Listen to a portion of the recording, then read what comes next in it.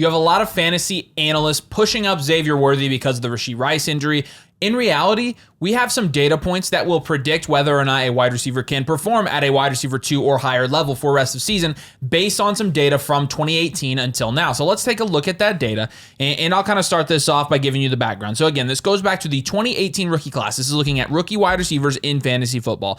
And the thresholds that we're looking to meet here, we kept it pretty simple, are targets and fantasy points. And this is going to be through the first 4 weeks of the season. If you make any assumptions before this, you're probably not going to get very far with your analysis, but 4 weeks is a good enough sample size to where we can look at all of these guys who have finished as wide receiver 2 or higher in the past couple of years. This is Jamar Chase, Jefferson, Waddle, Calvin Ridley in 2018, Wilson, CeeDee Lamb, Jordan Addison, and Chris Olave. All of these guys, let's look at what they had in common and try to predict this year's rookie class. And keep in mind, this data that we're analyzing here is going to be even more exaggerated than the data we're going to have this year because of how the NFL landscape has shifted. Because now you see that wide receivers are a little bit fewer and far between in terms of elite production because there are so many producing wide receivers in the NFL and because quarterbacks have been less productive this year too, right? And so let's keep that in mind. So let's look at points first. And obviously points win fantasy football leagues. But when you're looking at these guys who have been able to get wide receiver 2 or higher finishes in their rookie year, the only one that didn't score above 50 points was Jordan Addison last year. And you'll remember how Jordan Addison got his points was mainly touchdowns, right? Had Jordan Addison not had as high a touchdown rate as he did, he wouldn't have been a wide receiver 2. And even at that, he was the wide receiver 23 in a year where it was a little bit weaker for wide receivers. So you take it with a grain of salt. But Jamar Chase, 70 points. Justin Jefferson, 56 points. Jalen Waddle, 51. Calvin Ridley, 78. Garrett Wilson, 57. CeeDee Lamb, 65. Again, all these guys are scoring above 50 points. And so we're looking at that as our first threshold for what could predict a wide receiver 2 in fantasy football. The next thing we're going to look at is receptions. Yeah, receptions are pretty important here. And I think they really reflect what a rookie wide receiver can do rest of the season, even more than targets. We'll touch on targets a little bit here as well. But receptions, I think, is really going to be the bread and butter alongside the points, total points as well. But in the first 4 weeks of the season for a rookie wide receiver to finish as a wide receiver 2, we're expecting at the very least 13 receptions. And again, these are in PPR formats. So with those finishes, you had guys like Jamar Chase getting well over that, JJ, Waddle, Calvin Ridley getting just over that, Garrett Wilson, CeeDee Lamb. Jordan Addison's the guy that's like right on the fringe in both of these metrics, right? He had just 13 receptions in 2023, and he actually had under 50 points, but still finished as a wide receiver 2 for the rest of the season when he only, put 44 points up in the first 4 weeks of the year. And that is going to be because of the touchdowns, right? He had a significant amount of touchdowns, and that was baked into his price going into 2024. But look, all of this I think is very indicative of you're seeing the wide receivers here with the receptions. A couple wide receivers that did get over that 13 reception threshold were guys like Hollywood Brown, right, who did not finish as a wide receiver 2. Jerry Jeudy did not come close to finishing as a wide receiver 2. Devontae Smith, Drake London, and Zay Flowers were over the 13 reception threshold. They were right on that line of producing as a wide receiver 2. But again, to start the season, first 4 weeks of the season, every single one of those guys started pretty slow. So we had lower expectations going into the last 12 weeks of their rookie year. So we're looking at the rookies this season, and I think it's interesting. Of the how many guys do we have here? Eight rookies that were drafted really in the top 7-8 rounds of your fantasy draft going into 2024, there's only 3 of them that have actually met both of these thresholds that we require for them to finish at least as a wide receiver 2. Yeah, and so then we're going to look at targets for the third metric here. And again, even if receptions are low, overall targets are going to demonstrate a significant role in the offense, and they're going to give you at least future hope of success, like you'll see in Rome Odunze's case, if QB play were improving. That's the big one here. So again, when you're looking at the minimum targets through 4 weeks for rookie wide receivers to finish as wide receiver 2 or higher, that number is about 20. You saw Justin Jefferson have 20 in his rookie year. Calvin Ridley had 21. Jordan Addison, again, at the bottom, had 20. And so 20 targets through 4 weeks can demonstrate what will make it likely for somebody to finish as a wide receiver 2 as a rookie. And so let's look at all of the rookies this year and go one by one and talk about their outlook for the rest of the season based on their analytics paired up against analytics from 2018 and on. And let's talk about what you should be doing with all these rookie wide receivers on your fantasy team. Because drafting rookies is risky, right? You draft rookies and you're pulling in somebody that you've never seen play, is going to a new situation. It's a big time in their life, and you're expecting them to produce and win you a fantasy football league. And the thing about rookies is that they have a longer leash from fantasy football players because they're cool and they're new and everybody's going to be able to be patient with them. And so let's use this data. Let's talk about every single one. Let's start with Marvin Harrison Jr. Marvin Harrison Jr., we're looking for 50 points. He has 63. We're looking for 13 receptions. He has 15. We're looking for 20 targets, and he has 28 targets. And so with that, you look at Marv, you're feeling pretty good about him finishing as a wide receiver 2 or higher, where you're looking at where he's priced at right now. This is expert consensus rankings for all of these, so the consensus of all the flock guys. Marvin Harrison is the wide receiver 9 rest of the season. I think with the talent, I think with the quarterback play situation, this is warranted. Marvin Harrison Jr. is a guy that you can hold on your fantasy football teams, feel pretty good about it. So Marvin Harrison Jr. is not a sell. Marvin Harrison Jr. is a hold. And if you can buy him, you obviously buy somebody like that if you feel pretty good about it. But he's definitely a hold, as is the next guy on this list, who has had probably so far the best rookie wide receiver season I think I've ever seen. Yeah, I am really, really surprised that Malik Nabers has been able to pull this off in an offense that is as questionable at best as the New York Giants. But he's been able to transcend, and really, I mean, he's on a trajectory to finish as a top 3 wide receiver, which is unbelievable. I mean, this is better than Puka Nakua's 2023 season. That's what he's on pace for. Is better than that, and he's had 35 receptions in the first 4 weeks of the season, 91 points and 52 targets. He has he's more than doubled. He's increased. Oh my gosh, the target minimum for a wide receiver to finish, like, he's well above that again. Being drafted in the 4th, sometimes 5th round in your fantasy drafts. Clearly an absolute steal. Nothing but positive things to say about Malik Nabers. I think at the end of the day, you're just looking at this kind of dumbfounded, kind of shocked, pleasantly surprised in a good way, and you're like, well, that was a lottery ticket of a pick, and you just made like $10 million. So good for you if you drafted Nabers this year. And the third guy we're going to look at here that has really cleared all of this is Brian Thomas Jr. We're looking for 50 points, 56. This was nice to see. Yeah, 13 receptions. Yeah. He has 17, 20 targets. He has 26. So he hits all 3 of these. And when you're looking at Thomas is a guy that I think you could label a sneaky buy, because he is projected, or he has a good chance to finish as a wide receiver 2 this year. When you're looking at where he's priced, he's being priced at wide receiver 30 right now, according to expert consensus rankings on Flock. And I think a part of that is a lot of people have just lost faith in this Jaguars offense. And while that's true, I think you have guys like Malik Nabers showing you that sometimes wide receivers themselves elevate offenses. Brian Thomas is no exception to that. We knew Brian Thomas could be a really good prospect coming to the NFL. As of Monday, he is the wide receiver 12 on the season in fantasy football, which is pretty freaking good. Games of 14, 11, 10, and 21. And again, he's being priced right now as the wide receiver 30. So I would go trade for Brian Thomas. This is probably the only guy on this list I'd probably say, yeah, I'm going to go trade for him, because I think he's produced fairly well, given what you think you want to see from these rookie wide receivers, and I think he's priced way cheaper. Again, Marvin Harrison Jr., Malik Nabers being priced as top 10.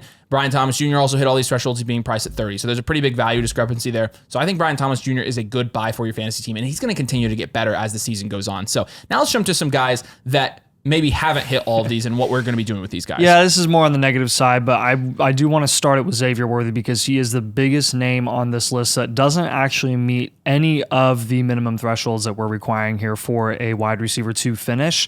What is the screaming elephant in the room? Rashee Rice ACL tear, right? I know a lot of people have hope that maybe he didn't tear his ACL. He's going to be down for a significant amount of time. And Xavier Worthy is the next man up. We saw that Travis Kelce, again, kind of got the workload that he got before the Rashee Rice crazy outing in this year. He got like 9-10 targets once Rashee Rice went down. Xavier Worthy is still going to be that field stretching guy. He's gotten 46 points in the first 4 weeks of the season, which is impressive, but that's come off of only 9 receptions and 15 targets. Good for a wide receiver 32 finish through the first 4 weeks. So I'm looking at this usage, and this doesn't really give me much optimism that if this type of usage is going to sustain for the rest of the season, like obviously if this type of usage sustains, it's not going to result in him finishing as a wide receiver 2. You are betting that he is going to be an outlier, and from here on out, increase his usage and the way that he's being utilized in that offense. I think that's jumping the gun a little bit, because even though Rachaad White is out of that offense, That doesn't necessarily mean more targets for Xavier Worthy because they don't play even close to the same role, right? Rashee Rice is your possession wide receiver who's a target hog that plays slot wide receiver who has crazy yak ability, and Xavier Worthy is the guy who takes the top off of defenses. So to me, if you have someone who's really, really high on Xavier Worthy now that Rashee Rice is out, maybe an owner of Rashee Rice that's desperate to get another starting wide receiver that will overpay for a guy like Xavier Worthy, I would probably just go ahead and capitalize. And yeah, you're going to feel bummed out the weeks that Xavier Worthy puts up 15, 20 points because he has a touchdown or two. But you're going to feel, I think, okay when you see a lot of games where he drops anywhere from 0 to 5 points because that's just kind of what he's going to be this year. And if Xavier Worthy was more appropriately priced, if he wasn't priced as wide receiver 32, if he was priced in even the low 30s, high 40s. If he were priced like a sub 5 target guy. Because that's what he is. And the fact of the matter is, this doesn't change that. And so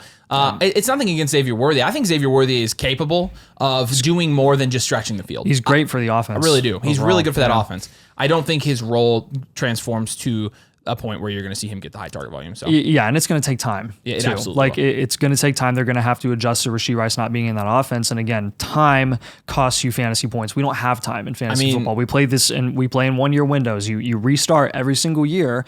And Xavier Worthy, if he turns on in week 12 of the season, it costs you if you heavily invested him in week 5. So we just don't have the patience or the ability to wait for that to happen. And we talked about this, but these guys, again, expert consensus, are ranked 2 spots apart. Brian Thomas and Xavier Worthy at 30 and 32. If you can get BTJ for Worthy, I'm doing it all day. Yeah. But you can even go higher than that, I think. T. Higgins, I would take over Worthy. Jaden Reed, Amari Cooper, Waddle even, Flowers, Diggs, Kupp, DJ Moore, all of these guys. Don't say it doesn't happen. No, we had somebody say, somebody's offering me Garrett Wilson for Xavier Worthy. It was one of the first comments on our videos because people are overpaying. So again, if you're playing casual leagues, you might get an overpay here. So let's go to the next guy. This one's going to be a hot one as well, and it's going to be Rome Odunze. And Rome, when you're looking at him compared to these wide receiver thresholds that we look, he is 17 points below the points limit. He is 3 receptions below, but he is 3 targets above. And so what this tells you about Rome is he has gotten the targets necessary.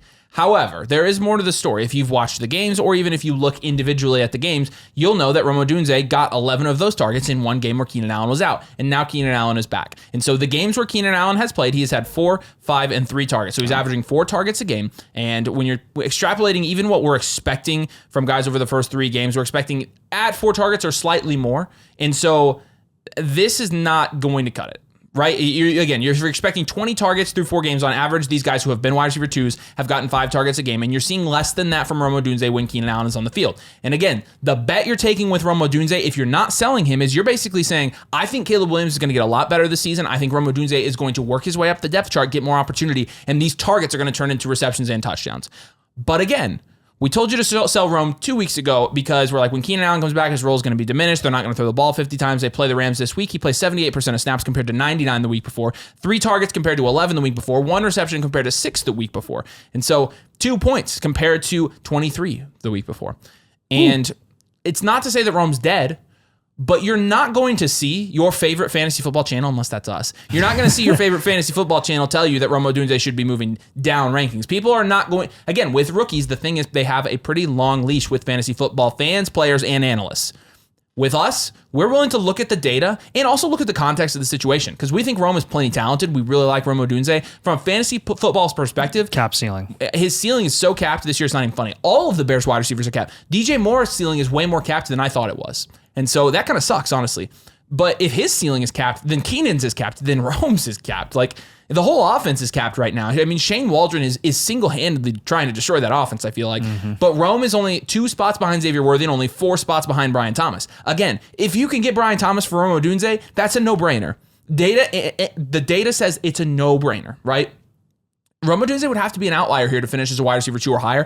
He's being priced only 8 to 10 spots outside of that wide receiver 2 range rest of the season. And again, it's because it's being baked into his price that people automatically think that he's going to take a step forward and produce. I'm not willing to take that bet. Back to back with George Pickens. I would take, and we don't like Pickens, but it's Pickens. I'd take Pickens. I would take Terry McLaurin over him. Yep. I would take Deontay Johnson, right? I would take JSN, T. Higgins, Jaden Reed, all those guys. But again, Terry's below him. Pickens is below him.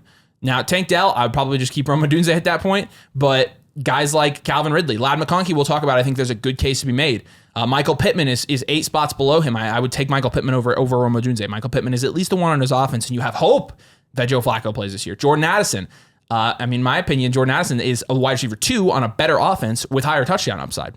So I think Rome is mispriced. I personally, if I have Rome, which I don't have a ton of them, I'm selling him off my fantasy football team. You do you. If you want to hold Rome and you really think he's going to take that step up, there is a data point here that suggests that you could be correct with the targets because he is getting the volume he needs to finish as wide receiver 2. The production has not followed, and so it's kind of up to you to make that decision. I'm selling on my team. I'm here to give you the data. You do whatever you want with Rome, but he's a hot topic right now for sure. Yeah. And I do want to talk about Xavier Legette here. He does not meet the threshold for 2 of the metrics here. 33 points total, which is not cutting it. 12 receptions, which is just under the 13 reception threshold. And then you've got 20 targets, which he does meet. He meets that 20-point minimum. He's good for wide receiver 56 right now. And the reason I'm a little more interested in Xavier Legette, even though he doesn't meet every single one of these requirements to have a wide receiver 2 finish, is it's baked into his price that he's not going to finish as a wide receiver 2, right? But he is a guy that you can flex, that has flexible upside now that Andy Dalton is a starting quarterback for the foreseeable future, probably the rest of the season. And that is what makes it very interesting, right? Is you come into this year, Bryce Young looks as bad as he looked his rookie season, and no one's able to do anything. Not even Deontay Johnson's able to do anything. Andy Dalton steps on the field. The second he puts his foot on the grass, Deontay Johnson is balling out, and Xavier Legette drops 20 points against Cincinnati, alongside Deontay Johnson putting up another 20, 25 points. To me, this is a very, very intriguing situation where there's a ton of passing volume to go around now. Andy Dalton, 2 straight weeks, has thrown it 40 times, 37 to 40 times. So there's the available volume, and then there's the price, right? I'm willing to bet on Xavier. I'm not even betting on Xavier Legette being an outlier. I'm betting on him being a flex option if I have to put him in my flex spot during bye weeks like week 5 when it costs me a few dollars on waivers. Because Xavier Legette is a waiver pickup. People were dropping him 2 weeks ago. People were dropping him last week. And now you've seen what he's capable of doing, bringing in 6 receptions on 10 targets, 66 yards, and a touchdown. You can kind of try your luck any given week now if you're suffering from injuries, if you're suffering from bye weeks, a really rough bye week, where you have half your starters that aren't able to play. Again, Legette's a guy that I'm like, okay, I can get behind that Legette train and I can ride it for the rest of the season. And if it doesn't work out midway through the season, I'll just cut him again when it only costs me a few dollars to get him on my roster anyways. Yeah, and that's the main thing with him is your investment in Xavier Legette is so little that there's so little risk involved. So you exactly. And I'm with you. The other thing is when you're looking at the sample size for Xavier Legette, we really don't have a 4-game sample size for him because you had Bryce Young the first 2 games and it made a world of a difference. Like, I mean, Bryce Young skewed the data completely. It changed entirely when Dalton stepped on the field. So it's one guy that I think you could make a case to take over Rome Odunze, and I think you could make a case to take him over Xavier Worthy as well as Lad McConkey. Yeah. Lad, when you're looking at him against these thresholds, he's hit the receptions by 2, he's hit the targets by 4, he's 5 points under the points threshold. So, the thing is, he is statistically more likely to finish as a wide receiver 2 or higher than Xavier Worthy or Rome Odunze. Here are the main differences between them. He is priced 7 spots lower and 5 spots lower than Worthy and Rome Odunze respectively. Lad McConkey is the wide receiver 1 on his own team, while Xavier Worthy and Rome Odunze are not the wide receiver 1s on their own team. Lad McConkey does have a very good quarterback situation compared to Rome, who doesn't. Xavier Worthy obviously does, but again, Xavier Worthy's main thing is that he's like the 3rd option on his team, right? And again, I think you're getting him cheaper than those guys. And so with that, Lad McConkey being this close, coming off of a game where he had 7 targets, 5 receptions, and a touchdown, 67 yards, his best game in the NFL so far, he's trending in the right direction. He's trending in the right direction from a snap percentage standpoint, from a target standpoint, from a reception standpoint, all of it. And so with Lad, I'm a lot more willing to hang on to him on my team or even go out and buy him than I am Rome or Xavier Worthy. In fact, if you have Rome or Xavier Worthy and you really want to take a high upside shot on a rookie, I think a good move in fantasy football would be to down tier from one of those guys to Lad McConkey right now. I feel a lot better about Lad than I do those 2 guys. And they're different types of players as well.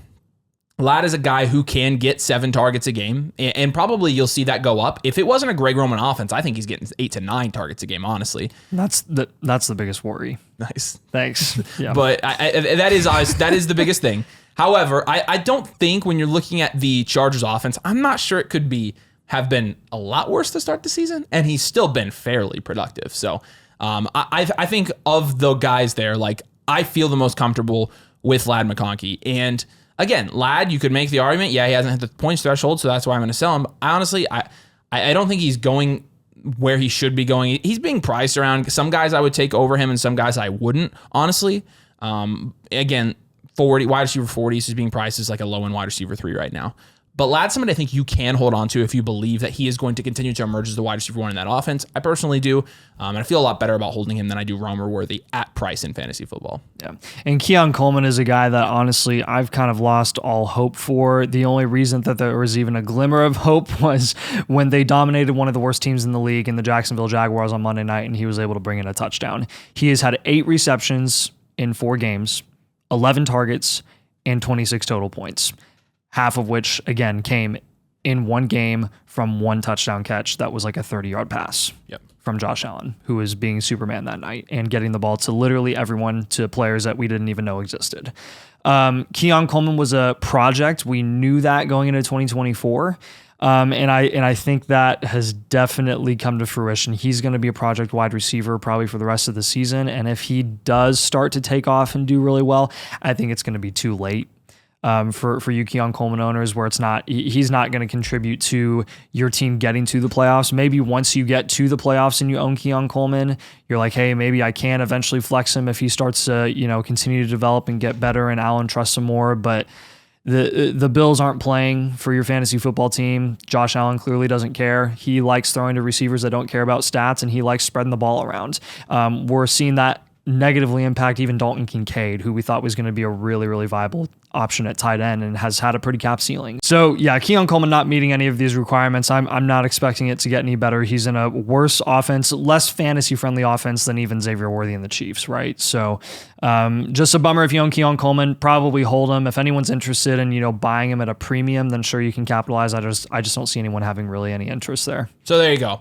There's some data we had. We compared it against this year's rookie wide receivers, and it's up to you to decide whether or not you believe in these guys the rest of the season, whether you should hold them, sell them, or even go buy them. So that's up to you. Again, we can give our recommendations, but this is only data, and things do change in the NFL, and context is really important, so you have to keep that in mind when you're doing this stuff. Make sure you drop a like on this video. Make sure you're subscribed. Make sure you go to flockfantasy.com/domain. Use code domain. You get free trade calculator or free rankings, and then you also get Team Blueprint if you sign up for an annual Mother Flocker membership using code domain. Like I said, use our code to get all that stuff, but we appreciate you guys. Thanks for joining us, and we'll see you later.